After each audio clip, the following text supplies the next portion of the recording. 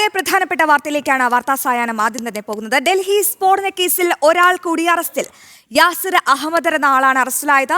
എന്നെയാണ് ഇയാളെ പിടികൂടിയത്. ഡൽഹി സ്ഫോടനത്തിൽ ചാവേറായ ഉമർ ഉൻ നബിയുമായി അടുത്ത ബന്ധം ഇയാൾക്കുണ്ടെന്നാണ് വിവരം.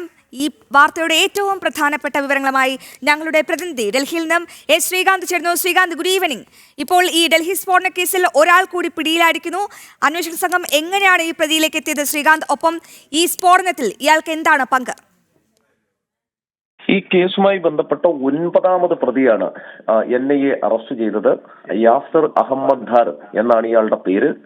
ജമ്മു കശ്മീരിലെ ഷോപ്പിയാൻ സ്വദേശിയാണ്.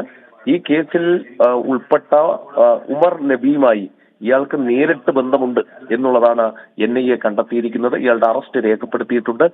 ഈ ഡൽഹി സ്ഫോടന കേസുമായി ബന്ധപ്പെട്ട് ഈ സംഘത്തെ മുഴുവൻ ആദ്യഘട്ടം മുതൽ രൂപം നൽകിയത് ഈ യാസിർ അഹമ്മദ് ധാർ ആണ് എന്ന് NIA വ്യക്തമാക്കുന്നുണ്ട്. ഇയാളായിരുന്നു ഈ ഉമർ നബി അടക്കമുള്ളവർക്ക് പ്രചോദനം നൽകിയത് ഈ പ്രവർത്തനത്തിൽ ഏർപ്പെടാൻ എന്നുള്ള കാര്യവും NIA കണ്ടെത്തിയിരിക്കുന്നു. അതിന്റെ അടിസ്ഥാനത്തിലാണ് ഇയാളുടെ അറസ്റ്റ് രേഖപ്പെടുത്തിയത്. 9 പേർ ഇതിനോടകം അറസ്റ്റിലായി. തീർച്ചയായും ശ്രീകാന്ത്, ഇപ്പോൾ ഒരാൾ കൂടി, അതായത് 9ാമത്തെ ഒരാൾ കൂടി അറസ്റ്റിലായതോടെ ഇനി അന്വേഷണം എങ്ങനെയാകും പുരോഗമിക്കുക?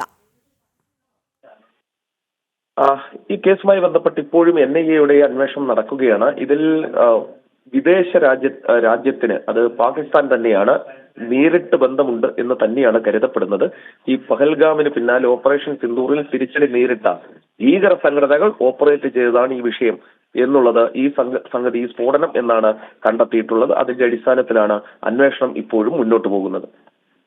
തീർച്ചയായും ശ്രീകാന്ത്, കാര്യങ്ങൾ വ്യക്തമാണ്. ഡൽഹി സ്ഫോടന കേസിൽ 9ാമത്തെ പ്രതി കൂടി അറസ്റ്റിൽ. യാസിർ അഹമ്മദ് ധർ എന്ന ആളാണ് അറസ്റ്റിലായത്. എന്നെയാണ് ഇയാളെ പിടികൂടിയത്. ഈ ഡൽഹി സ്ഫോടനത്തിൽ ചാവേറായ ഉമർ നബിയുടെ അടുത്ത സുഹൃത്താണ് ഇയാൾക്ക്.